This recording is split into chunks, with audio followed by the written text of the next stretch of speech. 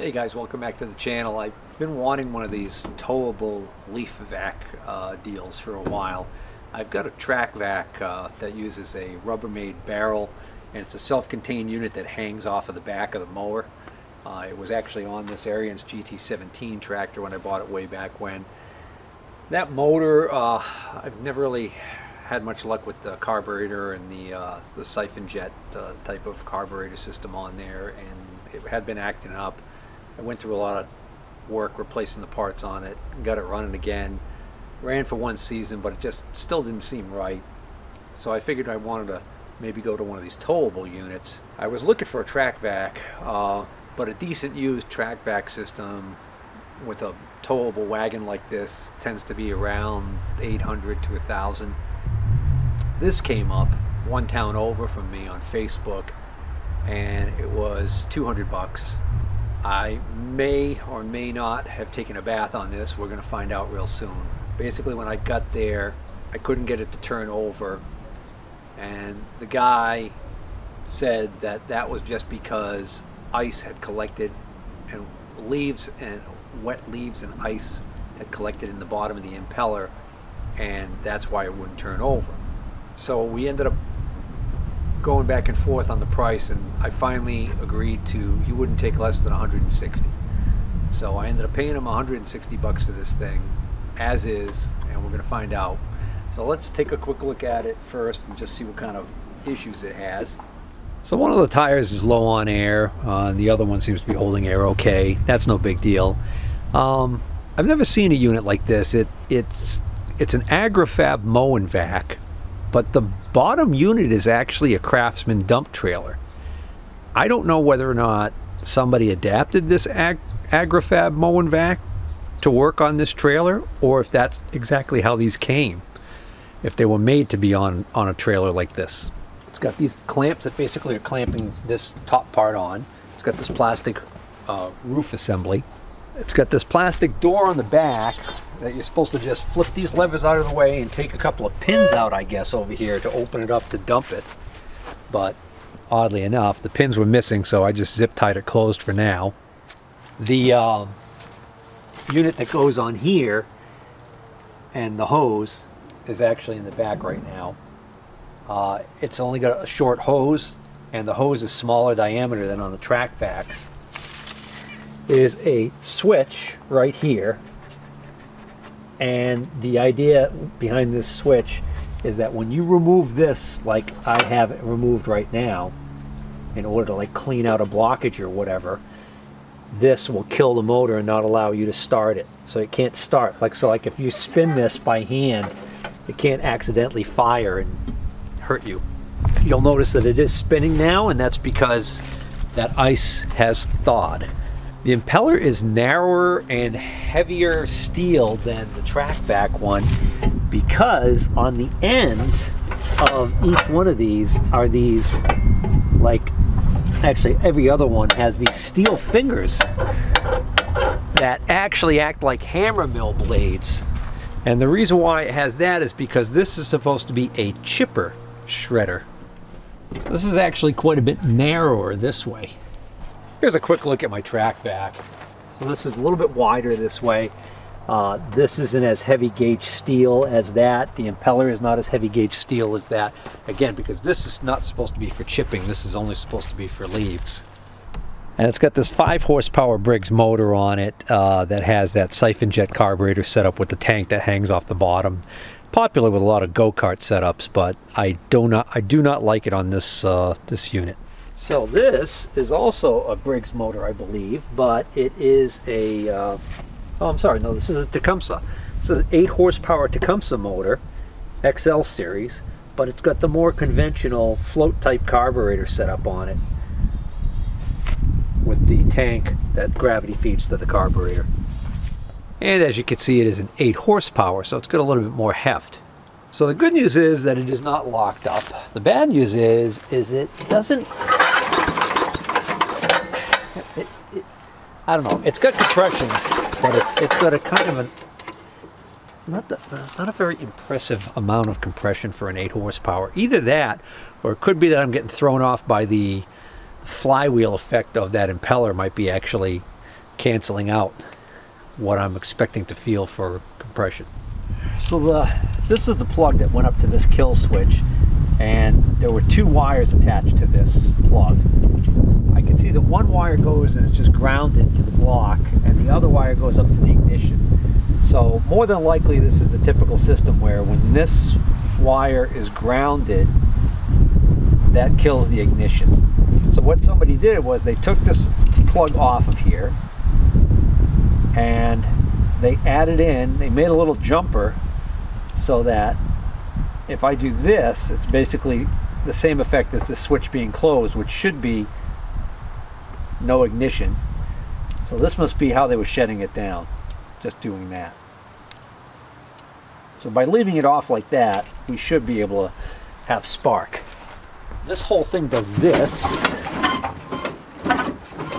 which is kind of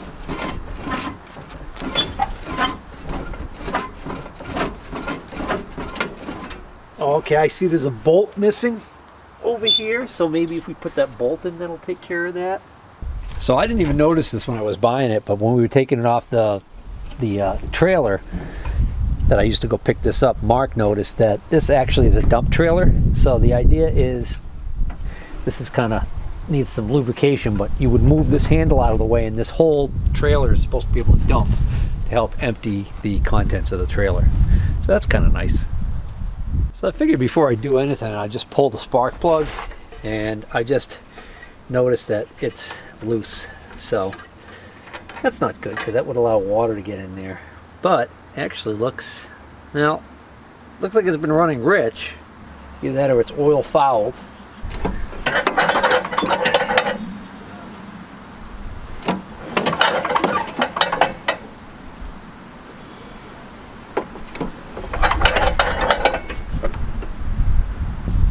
Alright, looking down in here I can just see the edge of one of the valves, and I can see it's moving up and down.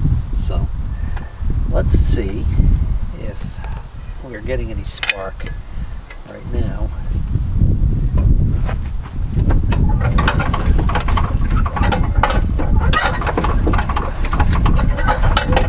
We have spark.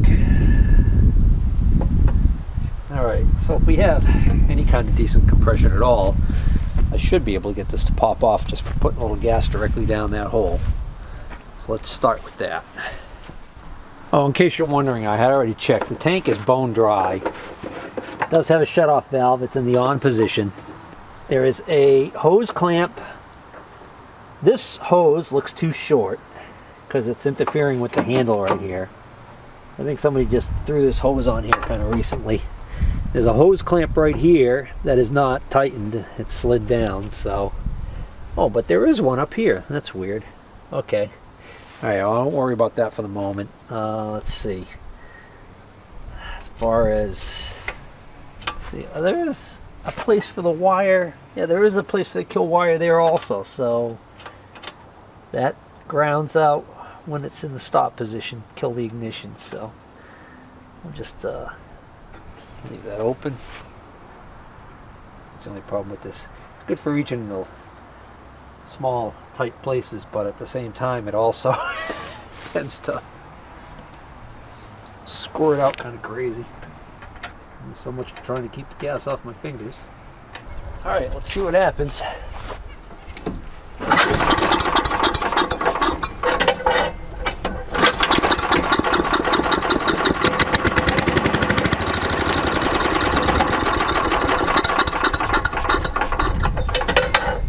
Maybe. Alright. So I know the tank is bone dry. So I think before I bother putting any gas in there, I'm going to drop the float bowl off the carburetor just to make sure that doesn't look like a nightmare in there. Because if I put gas in it and then it doesn't run, I'm going to have to take the carburetor apart, and then I'm going to have to deal with all the gas that's in there. Well, that was finger tight also. So, when I get there to this house, this guy's got riding tractors in various states of disassembly and other yard equipment, all kinds of power equipment all over the yard. And he explains to me that his son apparently is a small engine mechanic who works on this stuff, picks it up at auction and stuff, fixes it up and sells it. That's my first red flag. You know, makes me wonder what's like, well, okay, then why is this not running? If it was a simple fix, why didn't he just fix it and sell it as a runner? So the story that he gave me, or the owner gave me, Dad gave me, was that this was his own personal unit.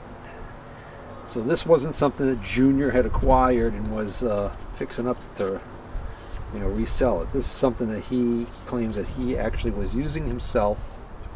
That actually looks pretty darn good in there. You know, maybe he was telling the truth after all. Even that needle down in there doesn't look bad. Let's see if the carb leaks. Pour some gas in here and see what happens.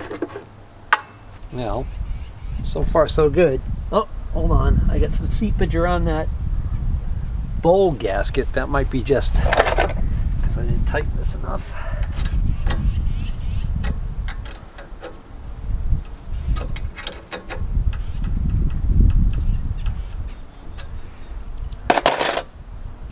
Well, let's see how hard this is going to be to start. He did say that one of the things he didn't like about this was that it's not electric start.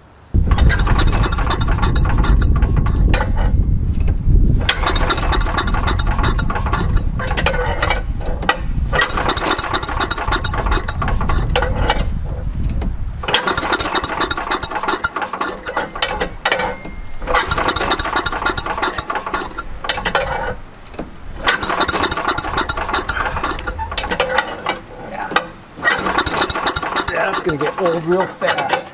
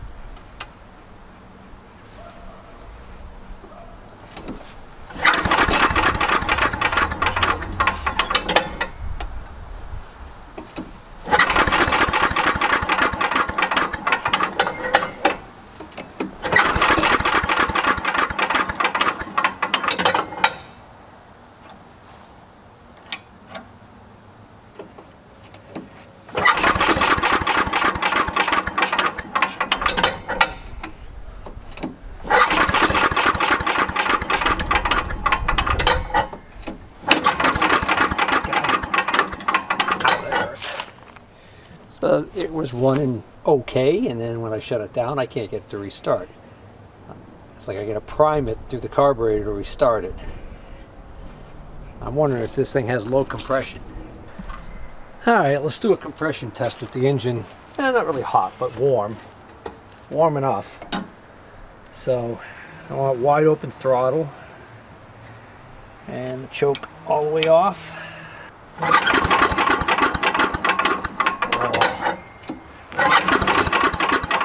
Oh, that's pathetic.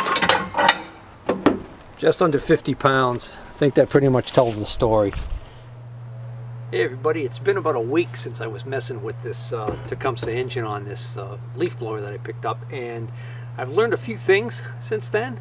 It turns out this particular model of Tecumseh motor does have a compression release system to help ease in turning this thing over. So the fact that it's kind of hard to pull because of the large impeller that's on here directly attached to the crankshaft, I guess they figured that really they need some compression release to get this thing going. It is an 8 horsepower, so that might explain in part, if not all, of why I was getting such a low reading. In fact, I saw in one forum where somebody said, yeah, 50 psi is about normal with these things if you're hand cranking it. If you have an electric start on here, then it cranks it faster and you should expect a higher reading for the psi. But that got me to thinking, well, maybe there's something else going on over here. And then I was looking at the design of this thing, and it's interesting that they've got this intake elbow right here. So the carburetor sits down here, and that means that this engine has to create enough suction on the intake stroke to pull the fuel up out of the carburetor up into here. So I don't know, I think it's kind of like not the greatest design, but it is what it is, and if it's working normally it should be fine. So the first thing you've got to make sure of is you've got to make sure that your choke is working correctly, because what causes it to want to really pull that fuel up out of the carburetor for that really rich mixture that you need for cold starting is the fact that you're blocking off the intake somewhat by closing the choke. In fact, if you're cranking it and you say you don't have spark or something like that, fuel will actually start to run. Fuel that gets sucked up, it starts to make its way up here. Well, actually, when the engine doesn't run, fall back down and run right out, and you'll actually start to get gas dripping out of here. That would be an indication that it's pulling the gas up there, but something else is going on with it. So that being said, I decided to look at the main jet and idle jet mixture screw adjustments. Before touching those, I turned them all the way in and I counted how many turns each one needed. And it turned out the main jet was way off and this jet was also off. So I found some initial start settings in a manual, and then I set them to that, and then I messed around with it and I got it running, and then I reset them to where it was running pretty well, and then I was able to actually get this thing to start off regular choke. It's not easy to start, but it turns out apparently that's not that unusual, I guess, with some of these Tecumsehs with this setup. I don't know if it's because of the fact that the manifold works the way it does, or if it's just something unique to the engine or the compression release. I don't know. I don't really care. But now I've had it sitting for about a week, and last time I ran all the fuel out of it. So I'm going to add some fuel, and I want to see whether or not I can start this thing cold with just the choke on. See if I can get this thing to actually run again. Okay, got fresh gas in the tank. Turn the fuel on. I've got the throttle set to high, and I'm going to put the choke on full, which is that direction there. Let's see how many pulls this will take.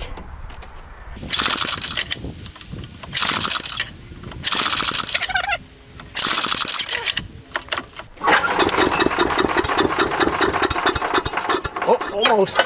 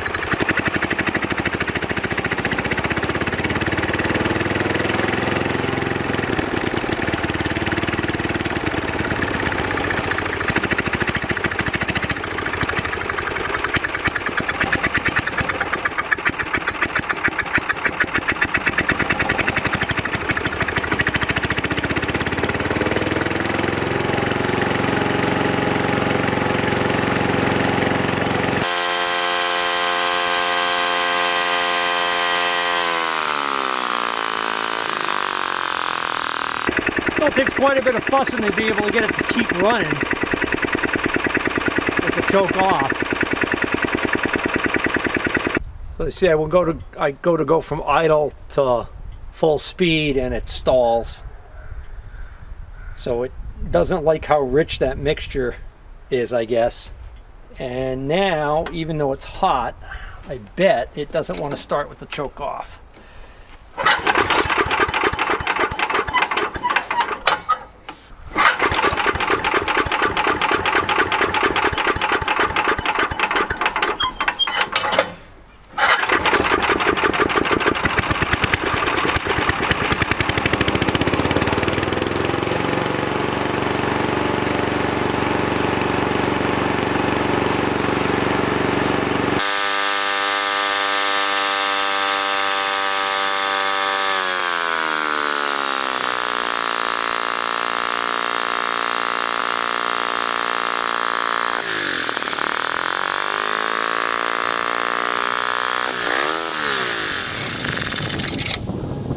About a quarter turn in on the main.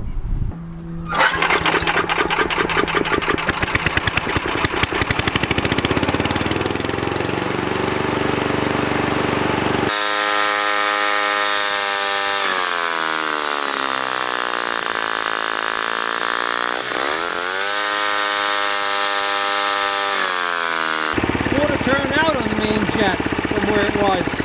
Seems may have solved that issue.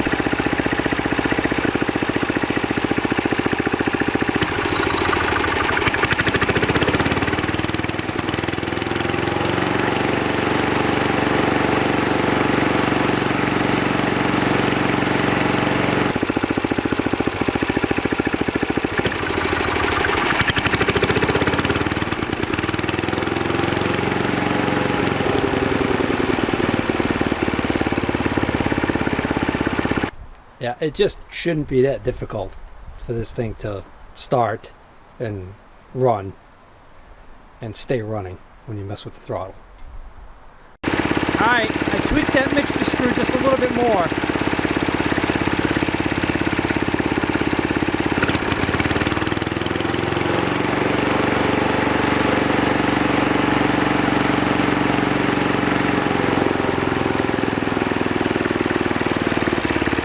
I think I can live with that.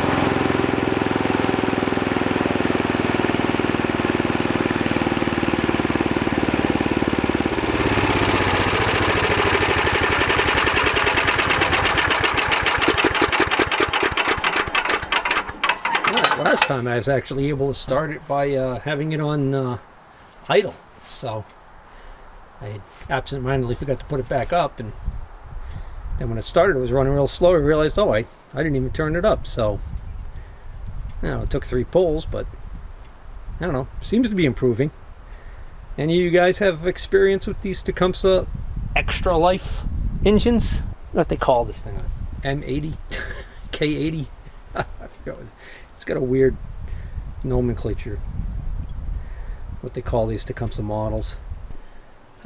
Just when I was about to proclaim this a mild victory and say, hey, it's running good enough for me to use it, I looked over here and there was a whole bunch of oil on top of here, and it was already running down here and messing up. And so I just took a rag and cleaned this all up, and I'm going to run it again and see if I can determine where that oil is coming from. I'm hoping it's just a seal here where the base of this plastic dipstick tube goes into the case.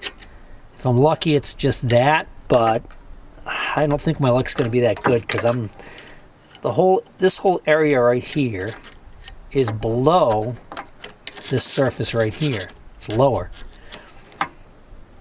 And all that oil was pooling up on top of here, and I think it's pooling on top of here and running down around this, and then running down in the front too. So I am thinking it is either the seal or whatever stops oil from leaking along the governor shaft, which that does have a lot of play in it, or it's the base gasket between the base of the cylinder and the top of the crankcase. Either one makes that more of a job than I want to get into, but oh well. I'll run it and see what happens. So I was curious why I never noticed this oil leak any of the other times before when I was messing with this thing, and then all of a sudden today it rears its ugly head. And then I was wondering why when I cleaned it up one time, it seemed like I ran it and it didn't leak, and then it leaked again. Just now, I started it on high, ran it, no sign of a leak. When I pushed it down to idle, and this governor arm moved, it started leaking right out of this area here. And then when I put it back up to high, it started leaking worse. So I've got a leak right around this area where this governor shaft is. And if you look at this shaft, see how much that wiggles? So I've got to look on the parts breakdown and see what exactly is supposed to be responsible for sealing that. Because methinks that either the seal that's supposed to be in there is completely toast, or if I'm really unlucky, it's not supposed to be a seal and it's supposed to be just like some sort of clearance that's like way excessively worn. So I mean like some nightmarish repair, like having to completely take the motor apart to fix it. Yeah. So I don't know. Hey everybody, it's been a few weeks, actually probably over a month since I was working on this thing, at least. And I've been using it over the past few weeks. A couple odd jobs here and there, picking up leaves, and it's working pretty well. So let me tell you what ended up happening with this oil leak. The oil leak I was so concerned about at the end of the last clip you were just watching mysteriously just disappeared altogether. And the oil level is okay. It's not dropping. I have a couple of theories on what's going on here. One of which is it's possible that from sitting so long that the rings on the piston were stuck. And maybe that was causing a lot of blow-by, and that might have been over-pressurizing the crankcase and forcing the oil out. That's my theory, because that might explain why all of a sudden it just stopped leaking. I think what happened is as I ran it and it heated up and it ran more, I think those rings started to loosen up and do their job, and I think that it actually solved the oil leak. And it seems like now it starts fairly consistently, easily on like maybe 3 pulls. So yeah, so I'm just gonna shoot a little quick video here showing how well it seems to work. I've got a few other things I want to take care of here. I want to clean and lubricate the mechanism that allows it to tilt and unlock the tilt, because that's actually frozen right now. But I think this one's going to be pretty much done.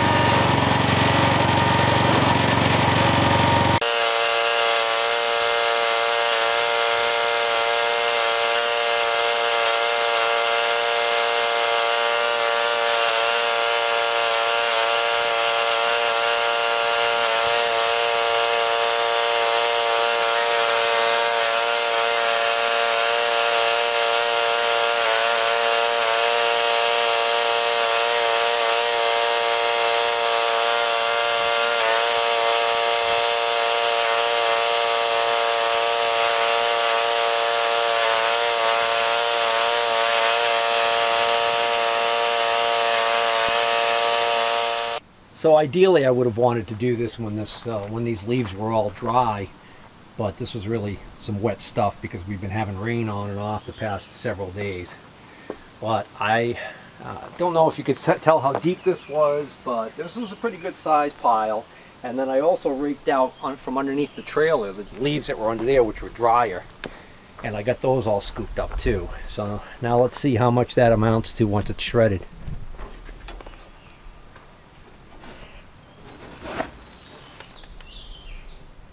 Can't take the door all the way off because it'll make a big mess, but you can get the gist of it. So you'll notice that there's a lot of leaves here that are shredded, and then there's a lot of leaves in there that are not shredded. So it almost looks to me like it does a better job of shredding the wet leaves than it did of the dry leaves. The last of the leaves that I picked up were underneath the trailer. Those are dry, and those are the ones that are on the top there, and you can see they weren't as shredded. Still does a good job of picking them up. The track vac does a much better job of shredding the leaves into very small parts, which actually helps you fit a lot more in the container. I think that may be in part due to the impeller design, because the track vac impeller is designed, it doesn't have those hammer mill fingers on it that swivel, because it's designed strictly for leaves, picking up leaves, whereas this is a chipper shredder, so it has that disc on the back and those fingers to help chop up small sticks, and has the shredder blade, slots in the blade that actually do the chipping. So, you know, go figure.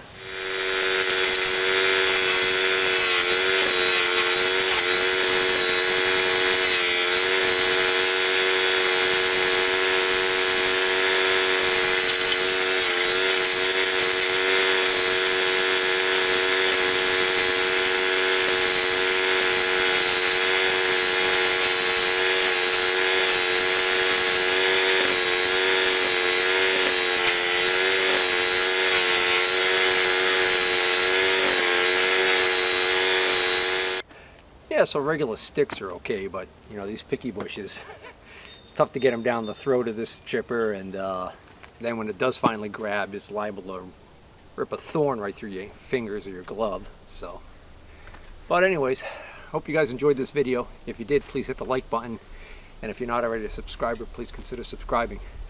Take care.